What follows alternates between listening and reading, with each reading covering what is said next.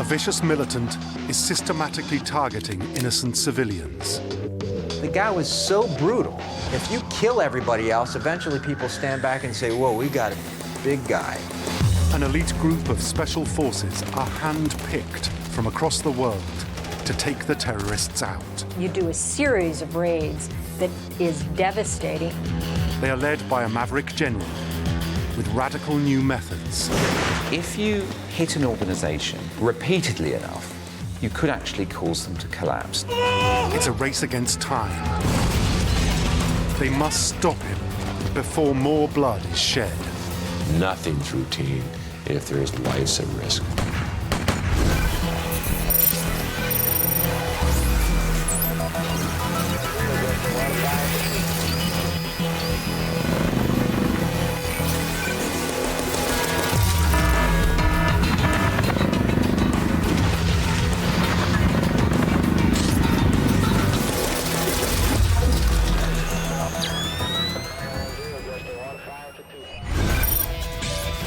Iraq, April 2006. In the dead of night, a helicopter lifts off from a desert airbase. On board is a group of elite soldiers from a secretive unit, codenamed Task Force Black. On the way to a mission, I'm often asked, were you nervous? You know, I don't have time to be nervous because there's so many things happening. I mean, everyone is busy. They are bound for a house in an area known as the Triangle of Death. Their mission is to arrest a senior member of the deadly terror group, Al-Qaeda, in Iraq. You should always be expecting the worst. What if we get fire upon? What if the fast rope is in the wrong spot? What if we get around and the helicopter is downed outside the compound?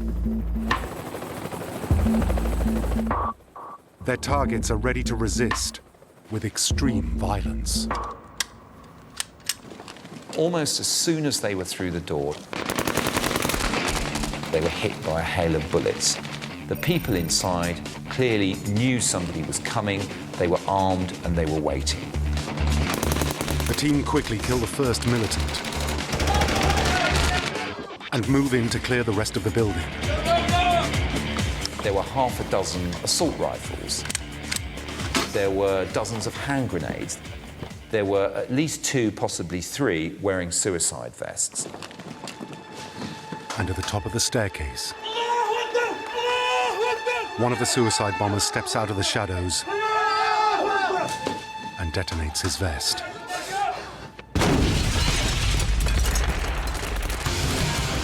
By now, the militants are fighting with everything they have. 2 more appear on the roof and spray the assault force with bullets. The soldiers of Task Force Black are accustomed to this kind of brutal violence. They face it on a daily basis. At the end of the day, we're going to win, and we'll do whatever it takes to win. Though the Special Forces don't realize it, this house holds the key to finding the most wanted man in the Middle East. One of their captives tonight will lead them to Abu Musab al-Zarqawi, the leader of Al-Qaeda in Iraq. He has murdered thousands of innocent civilians and spread terror throughout the region. His campaign of violence is so effective, the US has created a Black Ops task force with just one mission: taking al-Zarqawi down. This was a guy who had murdered thousands of people. In fact, he murdered many more people than Osama bin Laden ever did. To understand how al-Zarqawi rose to become one of the most feared terrorists on the planet, we must look to the town of Zarqa, Jordan, 500 miles to the west of Baghdad. Al-Zarqawi was born here in 1966. Zarqawi's background is he was a criminal. You know, he spent time in a Jordanian prison for sexual assault. He was a drug dealer. He was a petty criminal in Jordan. Accounts differ as to whether he was actually a sort of hard, boozing villain in his hometown. But it's certainly true that he was involved in some forms of crime and that he probably had some kind of epiphany, some kind of moment when he realized that his life was going the wrong way and that Islam was the answer for him. In 1989, al-Zarqawi travels to Afghanistan to become a freedom fighter against the Soviet occupation. It is here that he meets his mentor and inspiration, Osama bin Laden. He had come up during the course of the war in Afghanistan. People understood his importance as an operational leader, and he was clearly trusted by bin Laden and the Al-Qaeda senior leadership. He was well-liked by the soldiers in Al-Qaeda. He was well-respected by the leadership. He was incredibly capable. He was experienced. Over the next 15 years, partly with bin Laden's support, al-Zarqawi grows to become an accomplished terrorist. By 2003, he is in Iraq, fighting against the American-led invasion. The early months of the war appear to be a swift and stunning victory as the old regime melts away. But al-Zarqawi is waiting in the shadows to start a new campaign of violence. When he was deployed into Iraq, we understood as the American counterterrorism community that this was a significant event. He had that unique combination of skills that would allow him to be a real force for Al-Qaeda against us inside Iraq. In the months that follow Saddam's overthrow, chaos envelops the country. Al-Zarqawi takes full advantage of this, actively working to stir up the hatred between Iraq's two main religious groups, the majority Shia Muslims and the minority Sunnis. He creates a militant group with the aim of killing as many Shias as possible, thus sparking retaliations and creating a brutal cycle of violence. It is called Al-Qaeda in Iraq, or AQI. We mistakenly look at these organizations as terrorist groups. This is too narrow. These are revolutionary organizations that want to spread an idea. They don't want to just spread weapons or explode suicide. The idea is they can return to what they call a caliphate, a 14 centuries old concept that there's a purer way to live according to the Quran and the Prophet Muhammad. So the idea is, where can you find a springboard to do this? Afghanistan, Pakistan, and then you get Iraq. The militant Islamists were prepared to do pretty much anything.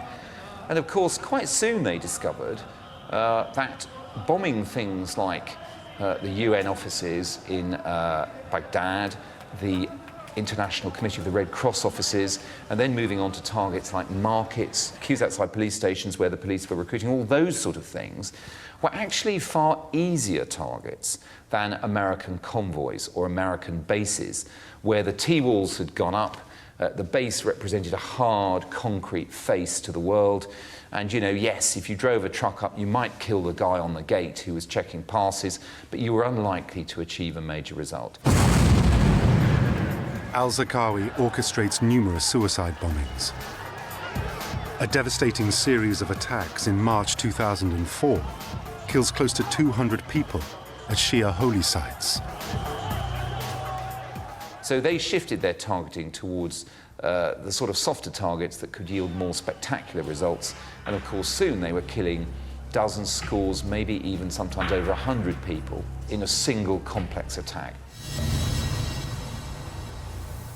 On the 11th of May 2004, al-Zarqawi is linked to a new outrage. A video of an American hostage appears on a jihadist website. The American, deliberately dressed in a Guantanamo Bay-style orange jumpsuit. A 26-year-old communications engineer from Pennsylvania. Berg was kidnapped in Iraq a month previously, and the video shows his unimaginably horrific death. The video is one of those horror show type of jihadist videos in which a long knife is used to cut his throat, and you can even hear the sound of knife on bone and the screams. It's a truly horrific video. But the point is, at the beginning of the video, in the original form it was released, it says Abu Musab al-Zarqawi slaughters an American. The CIA determines that al-Zarqawi himself is the hooded man wielding the knife. The guy was so brutal, so tough. It's sort of like a mafia family operating in New York City. If you kill everybody else, eventually people stand back and say, whoa, we got a big guy, a big dog on the corner in town, and we better be careful. Zarqawi could see that if he publicized himself and what he was doing as a really militant, irreconcilable enemy of the Americans, that this would bring him money from the collections in mosques for the jihad, it would bring him volunteers from across the Arab world, and in that calculation, he was right.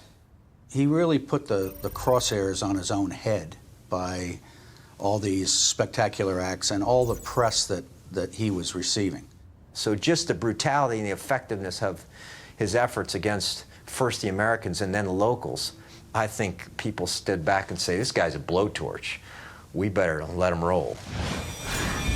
What the Iraqi Sunnis started to believe, and those people who had joined Al-Qaeda, was that if the Americans can't kill Abu Musab al-Zarqawi, can't stop him, then maybe he was predestined to win the war. Berg's death is a signal to the world that al-Zarqawi's reign of terror is escalating out of control. But secretly, the US is planning a series of black ops designed to bring him crashing down. In Washington, ending al-Zarqawi's reign of terror has become a top priority for President Bush and his inner circle of advisors. You come in, and the days where the momentum, you feel like the momentum hasn't been with you, you start with, your thought is really so simple. It's let nothing blow up today. Let me get through today with nothing blowing up.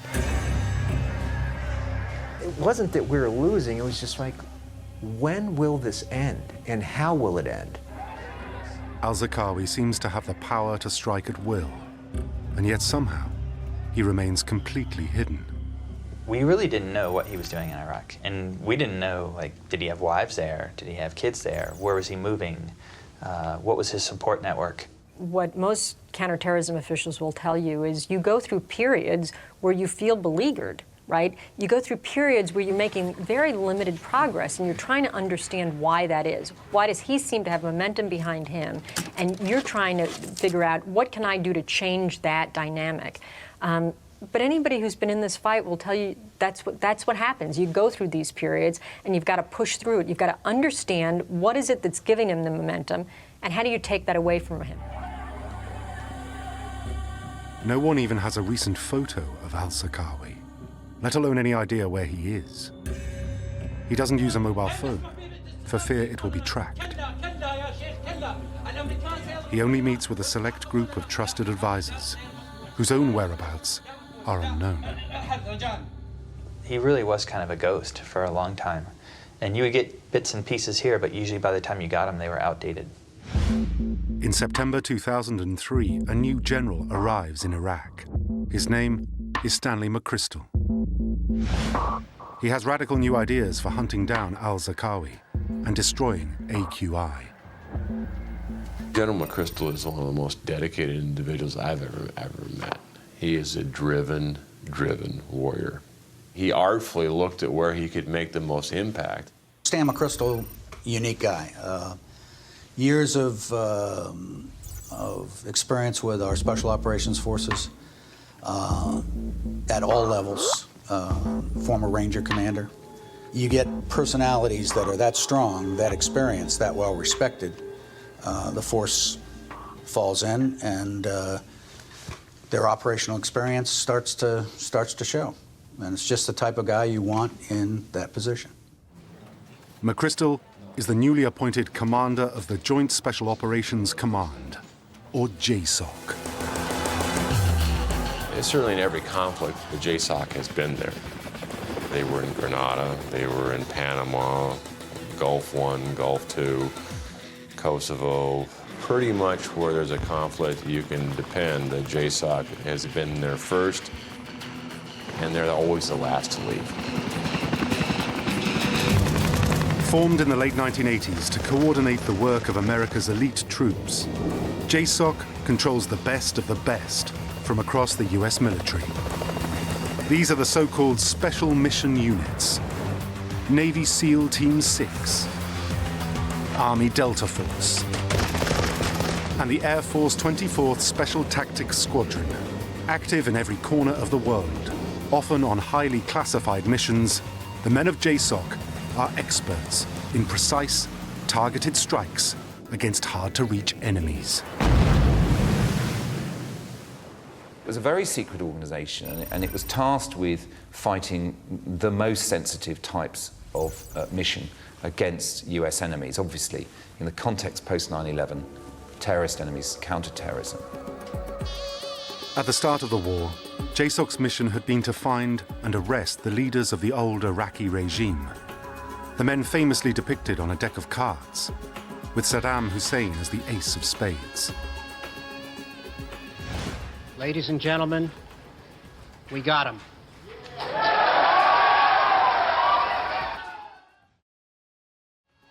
Within a year, even Saddam himself is in custody. But this creates a power vacuum, and al-Zarqawi is ready and waiting to step into the breach. In decapitating what some called the Ba'athist or nationalist leadership, they probably assisted the growth of Al-Qaeda in Iraq, because by taking away the leadership figures, the sheikhs, the former generals, the key people, the key Ba'athists, they left quite a lot of angry, young, militant Sunnis with nowhere to go. McChrystal takes a strategic decision to abandon the hunt for ex-members of the old Saddam regime. Instead, he will focus almost all of his resources on just one man, Abu Musab al-Zarqawi.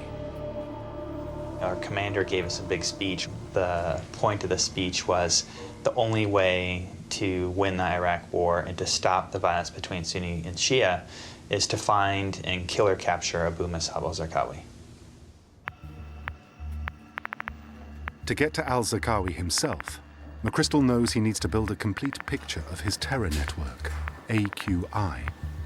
He sets up a large command center at an old Iraqi airbase in the town of Balad, north of Baghdad. Then he invites all of America's many competing spy agencies to set up camp there.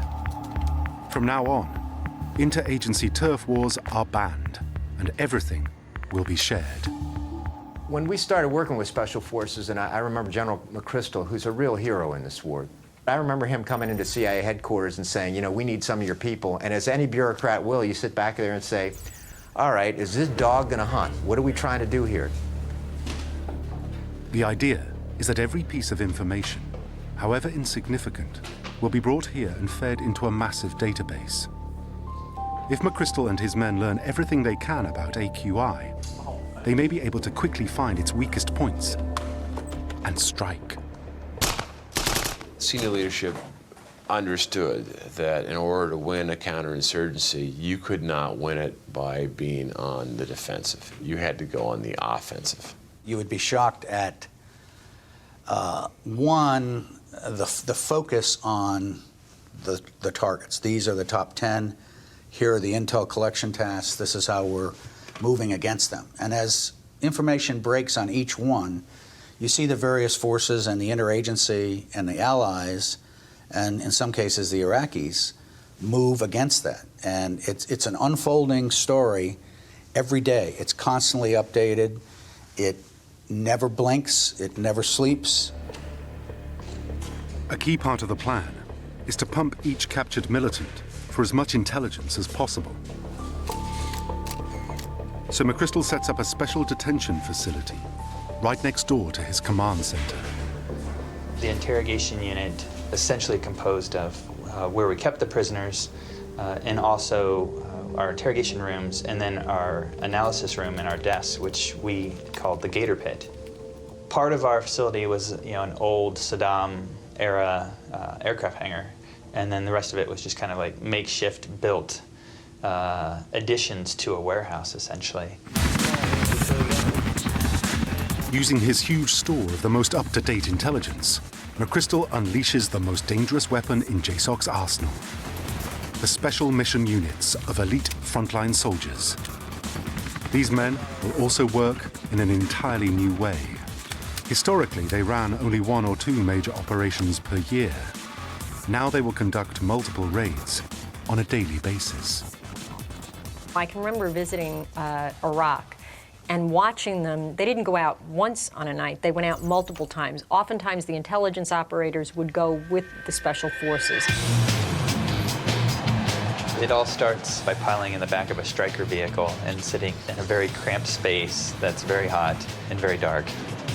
And then you're going through the streets, you know, and there's all types of hazards, roadside bombs and snipers. And by the time you get to the target, you're usually already like drenched in sweat, and your adrenaline's going. You're fired up, you have your game face on, you need to be intense because intensity and momentum are critical as far as winning the day. Nervous, not really nervous. You're jumping out of the vehicle, you're running down the street. When it gets really exciting is when you have more than one house. Oftentimes, these terrorists, they would run out of one house and jump a wall and into another house, and then you'd have to raid a second house, and then sometimes that would end up with a third or fourth house. Don't move! The critical factor is speed.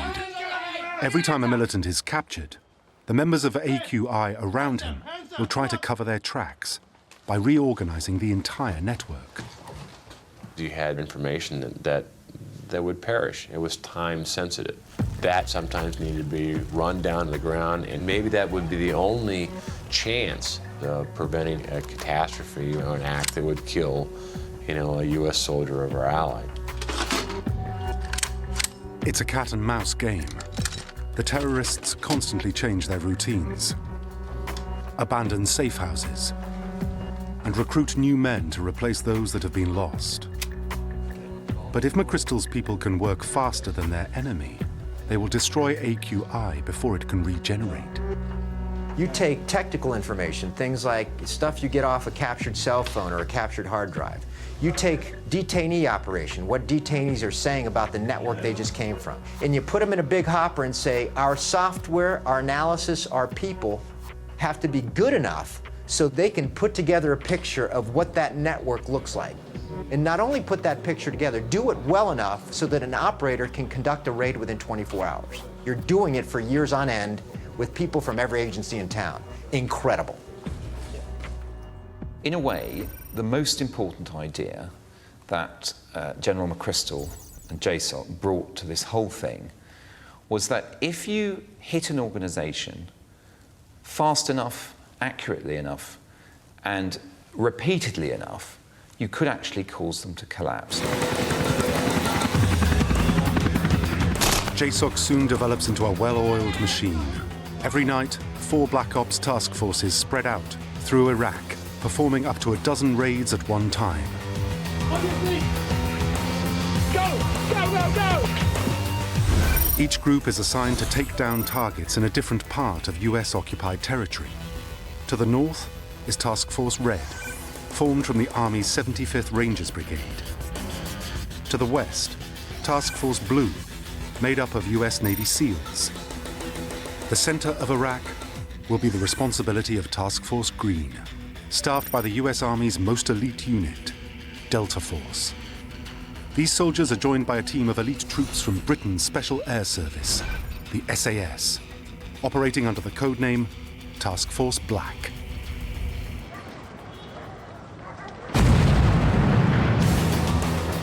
The SAS are the pioneers in the art of black ops, such as this daring hostage rescue from the Iranian embassy in the heart of London in 1980. In particular, they are masters of surveillance and intelligence gathering. There was undoubtedly a feeling among many of the American intelligence operators that the SAS and the other British special forces had skills that were quite unusual and quite different to the type of skills that Delta Force or the SEALs had. The American training and operational activity had all been based around, if you like, action man, leaping out of helicopters, boarding ships, all this kind of stuff, assault roles. Whereas the British Special Forces, because of their long involvement, not just in Northern Ireland, but in places like the Balkans, where they'd been involved in the hunt for war criminals, they had skills to do with the patient nurturing of targets and groups of targets. Now, that involved surveillance, it involved creativity, stealth, about how, for example, could you get a remote surveillance camera onto a balcony overlooking a target you might be interested in. They came up with all sorts of things. They drove around in Baghdad taxis, they disguised themselves. And the American intelligence people saw some of this during the early years in Baghdad, and they liked it. McChrystal and his team work through their targets, night after night. The supply lines of foreign fighters are intercepted. Bomb makers are taken out of action. Mountains of intelligence are captured and analyzed. They would do a raid, they would get what's called pocket litter, or hard drives, you know, pieces of paper out of people's pockets. They'd come back, they'd bring it to analysts back on the base from the CIA who would go through that information. That would lead to another targeting package, and the Special Forces would go out again. That sort of continuous feed, continuous loop, is what made them incredibly effective. Despite 2 years of taking al-Zarqawi's network apart, the ultimate objective, the man himself, still eludes them. But the task force is about to find a crucial breakthrough, one that could finally stop al-Zarqawi for good.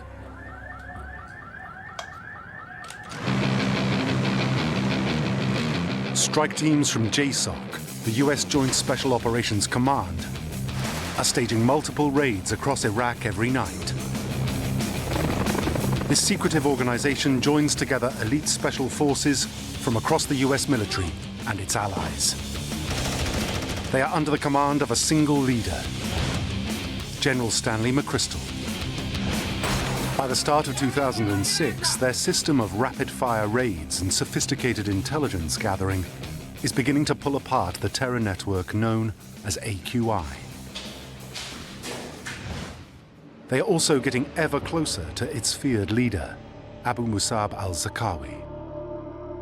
I'm going to target each discrete, tiny little element, and if I can begin to pull little elements away, suddenly the whole thing falls of its own weight. Whenever they get close to al-Zarqawi, he seems once again to slip through their grasp.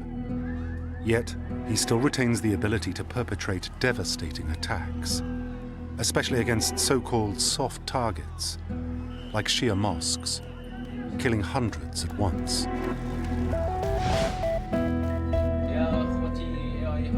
In April 2006, al-Zarqawi releases a video which, for the first time in years, shows his face.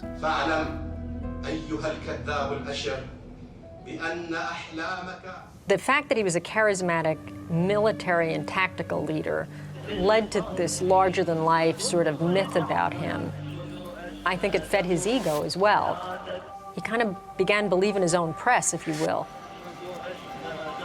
You had little kids in the street, you know, pretending to be Abu Musab al-Zarqawi because he was essentially invincible.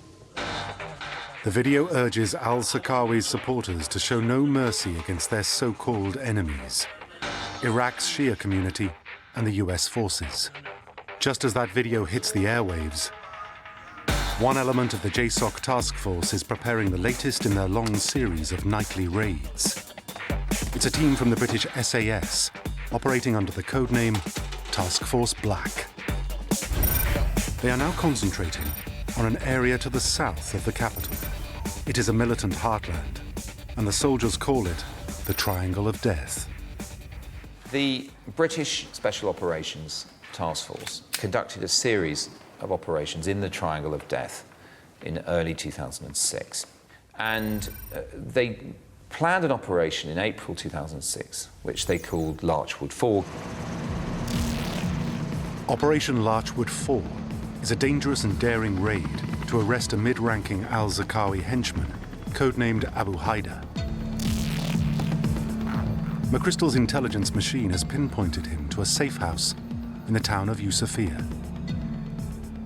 We put surveillance on that safe house, and we watched it continuously for, I think, almost a month. And then one day, we see this meeting happening there. These cars converge. And so we quickly sent a raid team to go out and capture the members in that safe house. The team know that houses like this are often well defended with heavily armed men, some wearing suicide vests. But the house could also contain a number of innocent civilians. If they're a threat, then you engage. If they're not a threat, then you don't. You have to be able to make that decision in a snap. That's what special operations trains for. That's what they're really, really good at. At just after 2 a.m., Task Force Black sets off in their helicopters for the target house. Following them is a support group from the British Parachute Regiment, the Paras. They will form a cordon around the house to prevent reinforcements arriving and arrest so-called squirters, targets trying to make a run for it. A short flight of just 20 minutes puts them within range of the house. The SAS men realised it was not going to be a typical sort of mission. They thought they could hear sounds inside the building. They approached very gingerly, and to their surprise and satisfaction found that there was a door just wide open. Almost as soon as they were through the door, they were hit by a hail of bullets. These people were heavily armed, and they were prepared to fight to the death in order to prevent the SAS from getting in and taking their man. The team quickly withdraws to a safe distance. They must decide whether or not to resume their attack. Some of these incidents where heavy resistance was encountered, they simply pulled back and dropped a bomb on the building and killed everybody inside.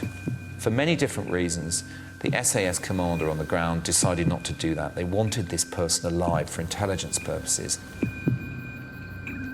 They felt it was worth trying to fight their way in, and that's what they did.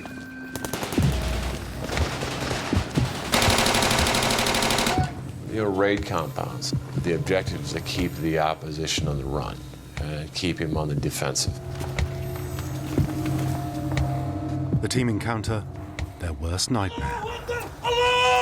A suicide bomber. As one of the SAS men went up the stairs, he detonated.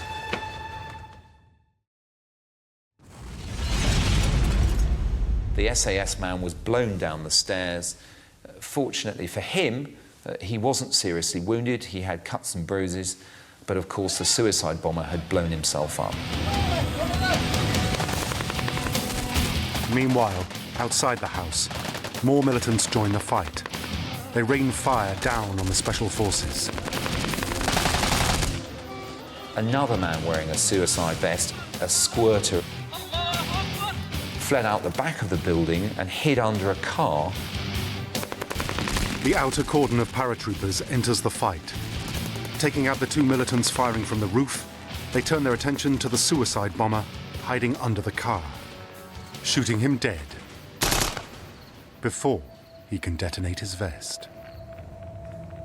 So at the end of a sort of terrifying 20 minutes, there were a whole lot of dead people. Inside the house, we captured 5 senior-ranking members of Al-Qaeda. The operation is considered another successful day at the office for Task Force Black. The main target of the raid, Abu Musab, is in custody, along with 4 other detainees. In addition, a treasure trove of intelligence is recovered from the house. They sweep everything up they think might be of relevance. Mobile phones, computers, everything else, and they take it away. As a result of Larchwood 4 and subsequent operations that it generated, a huge amount of actionable intelligence came into JSOC's hands.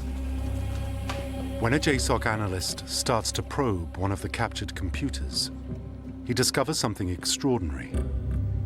Raw footage of al-Zarqawi himself from his recent propaganda video. Through traces of DNA that were found on it when it was sent back to the US for analysis, they would conclude it was his laptop.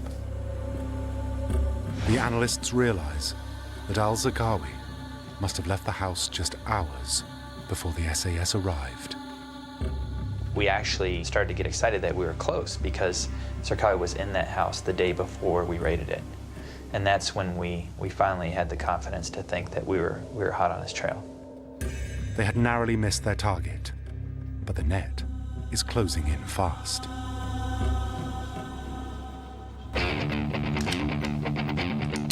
By the spring of 2006, the hunt for Abu Musab al-Zarqawi, the leader of Al-Qaeda in Iraq, has reached a turning point.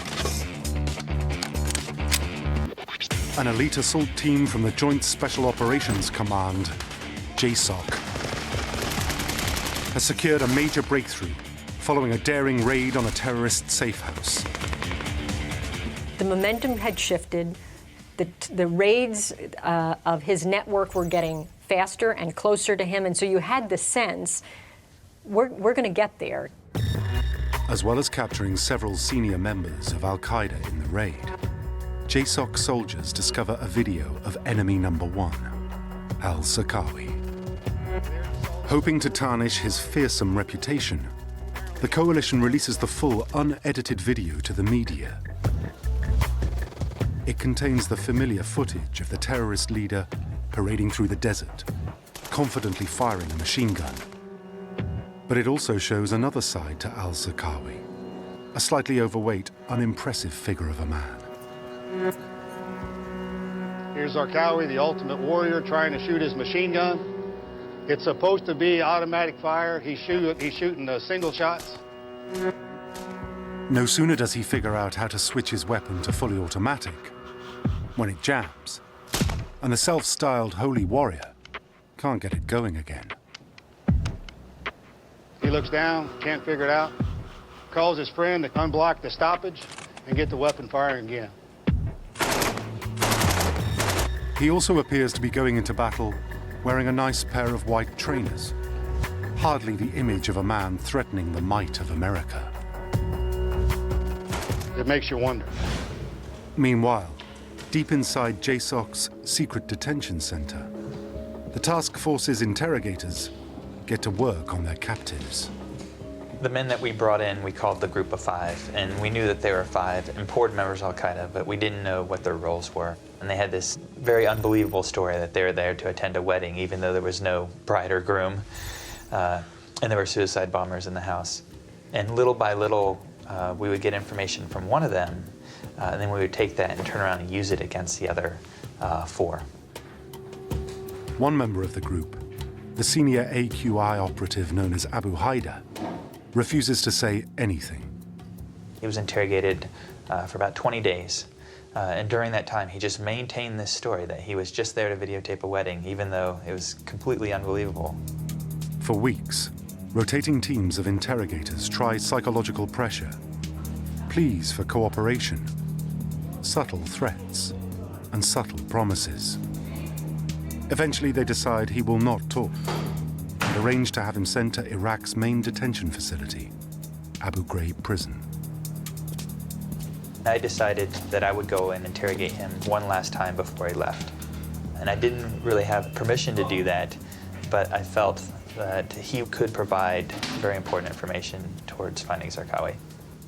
And that conversation started with nothing about Al-Qaeda, nothing about terrorism. It just started with a friendly conversation about who he was, what was his life story, how did he come to be sitting in a chair opposite me, and getting to know each other. Over the course of 5.5 hours, Matthew Alexander discovers Abu Haida has a fatal weakness: his arrogance. He believes he has beaten the mighty American machine and should be recognized for it. Alexander obliges him. I would constantly stroke his ego, constantly make him believe in this fallacy that in his head, that he was a very important man, that he could affect the future of Iraq. And then in the last 15 minutes, what I did was essentially offer him a deal. I offered him the chance to work with us instead of Al-Qaeda in a secret program that didn't exist. in which he could be a person who could influence the future of Iraq. And he decided to work with me. Over the next few weeks, Alexander visits Abu Haida in his cell at night and coaxes more and more information out of him about al-Zarqawi's whereabouts. All on the pretext of proving his worth for the non-existent secret program. I said, "You're so close to getting this program. All we need is that one last piece of information that'll convince my bosses." And he said every month Zarqawi would meet with his spiritual advisor, who was our detainee's best friend. It's the piece of intelligence that everyone has been waiting for. For years, al-Zarqawi has been a ghost, striking with impunity. Now, at last, JSOC has what it needs to find him and take him out. The intelligence and military effort that had been put together was beginning to close the noose around his neck. We knew that Zarqawi had a spiritual advisor. We knew that he was going to visit him. It was just a matter of being patient. Using this information, JSOC quickly traces the spiritual advisor and begins following him day and night. Using high-tech systems like Predator drones, as well as old-fashioned undercover operatives, they create what McChrystal calls the unblinking eye. Their target is never out of sight. Abu Haida tells Alexander that if they want to find al-Zarqawi, they need to look for one particular sign. We would know when he was going to meet with Zarqawi because he would change cars from a white car to a blue car. And whenever he got in this blue car, that meant he was going to meet Zarqawi. Once again, it was a joint US-UK surveillance on a building in Baghdad. And lo and behold, they realized by following his movements that every few days this man got into his car. They used Predator and other methods to follow his car as it went up the road to this place in the palm groves near Tikrit, where indeed Abu Musab al-Zarqawi himself was hiding. By now, pictures from the drone are being fed live to JSOC's command center. Everyone, including General McChrystal himself, is watching in silence as al-Zarqawi's spiritual advisor gets out of the car. Then, Abu Musab al-Zarqawi himself appears. Once the blue car arrived at the house, helicopters took off immediately to go to that house and capture Zarqawi. And it was about 20 minutes away.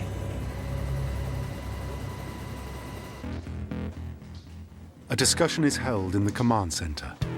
Is it worth trying to capture al-Zarqawi alive in broad daylight?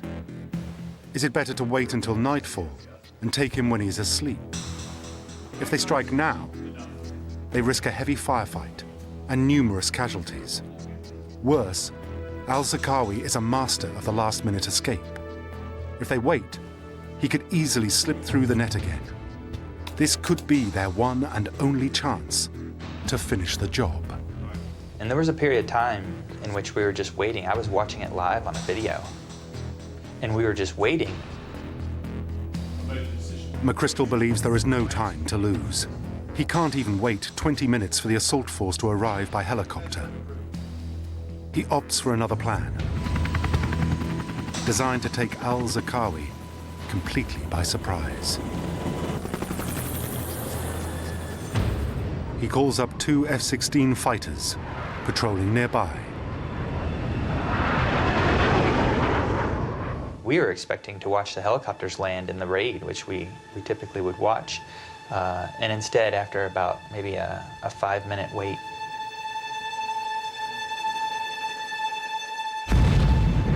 the house just exploded. They knew he was in the building, and they made the decision without losing any time to prosecute the target. So they didn't even feel there was time to get one of their special ops task forces in the air to go and raid the building. They simply decided to hit it with bombs from an F-16, which is what they did.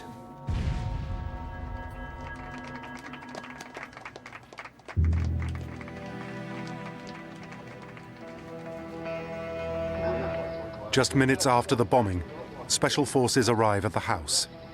Incredibly, they find al-Zarqawi still alive in the wreckage. A soldier grabbed him, and then Zarqawi died. And it was sort of a sweet justice, if you will, that Zarqawi's last image was a U.S. soldier grabbing him. The day following the raid, the U.S. announces to the world that they have their man at last. Good morning. Now Zarqawi has met his end, and this violent man will never murder again. Pictures are released of his dead body as grim confirmation. Zarqawi could be responsible for upwards of almost 100,000 deaths by starting the civil war in Iraq. And so I don't think the world's going to miss him. It's a devastating blow to Al-Qaeda in Iraq. The man who was thought to be invincible is dead. But the work is not over. With the intelligence that was collected from the smoldering remains of al-Zarqawi's compound, another series of raids is launched. And AQI starts to fall like a stack of dominoes. There was, a good deal of chaos inside the organization. And what you do is, when you're targeting Zarqawi, you're also collecting intelligence on the network. And so what that allows you to do is the minute he's dead, they're far more vulnerable, the people around him, than they realize. Killing him undoubtedly had an impact. There was a lot of exploitation from the raid. A lot of material was recovered. And we can see that little by little, through 2006, through to the early part of 2007, they did successfully take them down. So Zarqawi, if you like, was evidence of a bigger strategy that was really getting seriously effective by that point.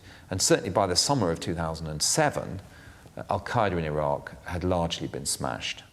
And so you do a series of raids that is devastating, and they never really came back from his death.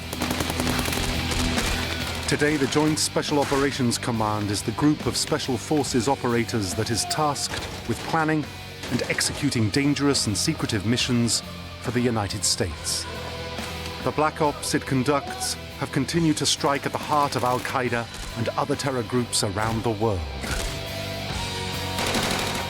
In 2011, it was JSOC that planned and executed the mission to take down the world's most wanted man, Osama bin Laden. You have to win. And at the end of the day, when the heat is on, you're going to do whatever it takes to win.